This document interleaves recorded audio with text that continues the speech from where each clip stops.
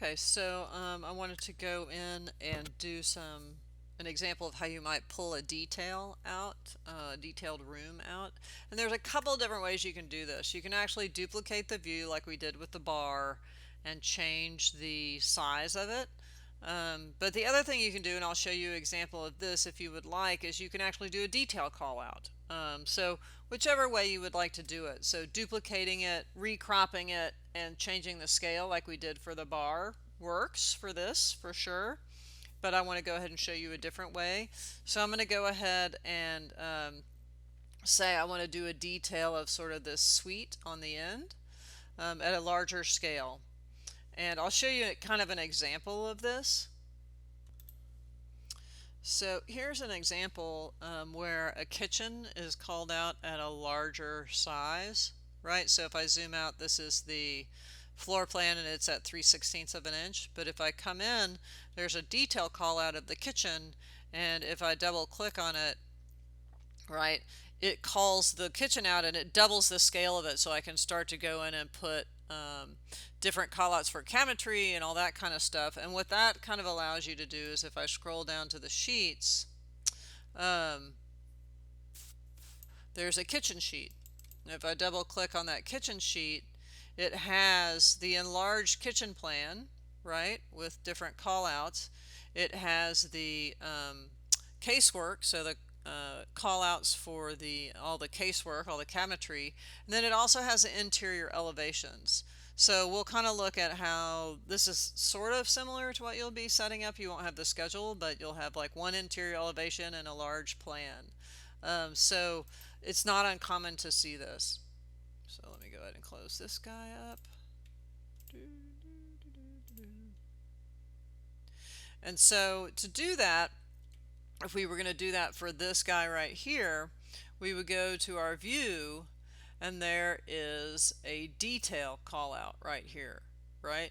So if you go to the call out, pull down, you have a rectangle, and then you have different options for call out. You have detail and floor plan. So if you go to floor plan, you can just come in and draw a rectangle around what you want. And it'll put a rectangle. It doesn't have a little call out icon on it, but you can turn it on. It's turned off. If you pick that and you go to edit type, you will see that the call out tag is set to none. So basically I came at call out tag head with gray rectangle. If you click on this little gray box, the call out head is set to none, and if you go to the pull down and set it to call out head and click OK, it will give you a call out head. I don't know why they turn it off, but they do.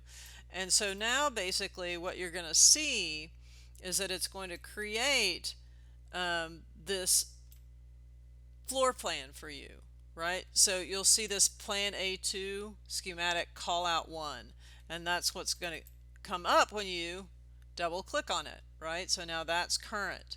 So you can rename it to whatever you want, and then you can reset the scale. So we had that at 1/4 inch. So if this goes to 1/2 inch, right, you can now come in and update that to 1/2 inch and start to come in and work on at a larger detail putting things in the room, right? So that's just creating your floor plan. Now if you want to go in and put an interior elevation in, there are interior elevation options under your view and elevation, right? So if you go to elevations right here, right, if you come over here, there's building elevations and then there's interior elevation, right? So if you go to interior elevation and then come over here,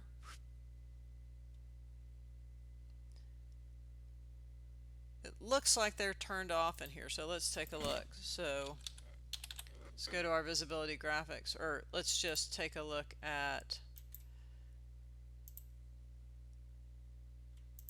what's hidden. So you can see that this guy is hidden, right? So it's actually hiding those. I don't know why they were hidden by default. It must have been from the previous view, which is fine.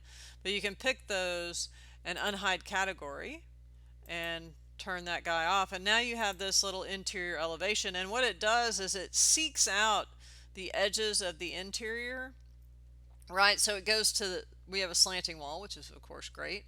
Um, but it seeks out this wall and stops, and then it seeks out this wall. If you want to move it, you can, right? So you can adjust that.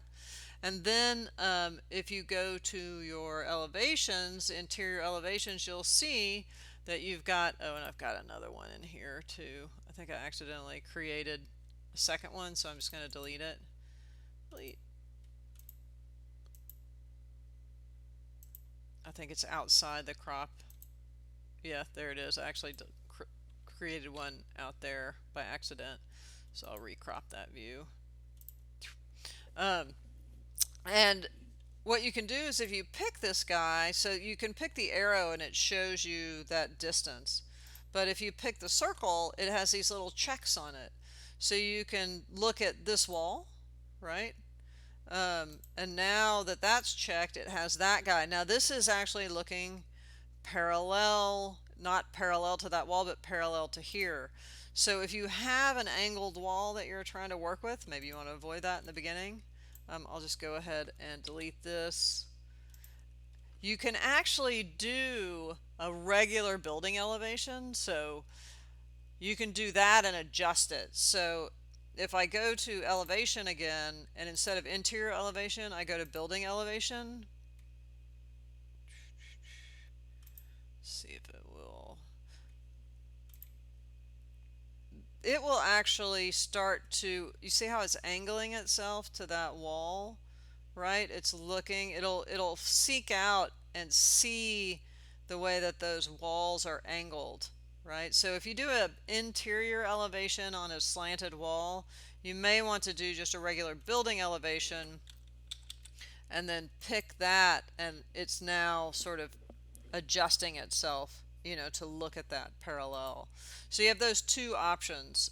If I double click on that, I'm now looking at that wall. And you might have to adjust it a little bit, like you can always pull it in and it will, kind of snap itself to where you want it to be. And then you're looking at that elevation.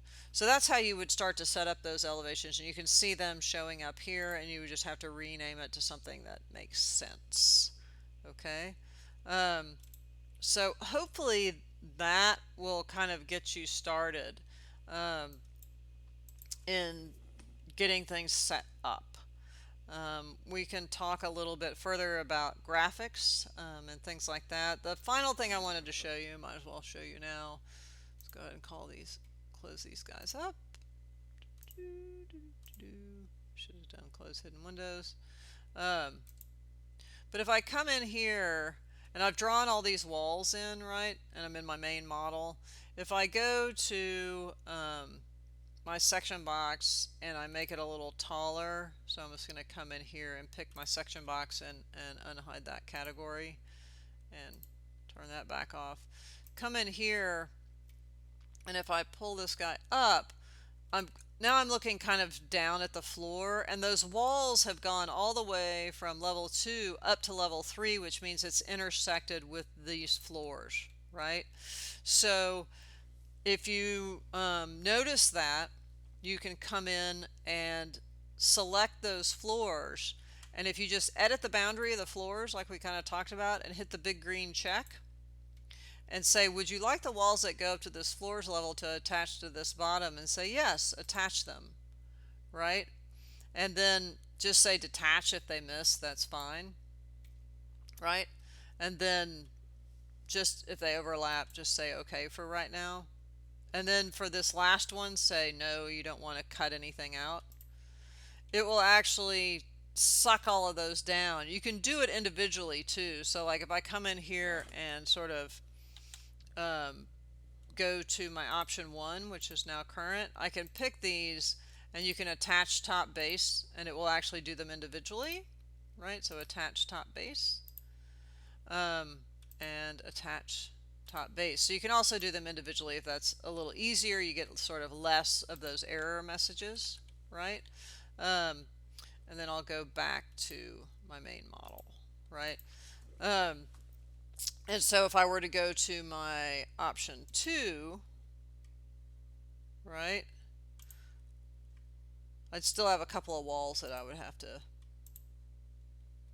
fix, right?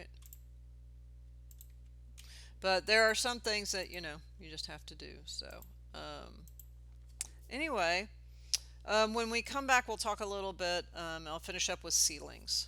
Okay.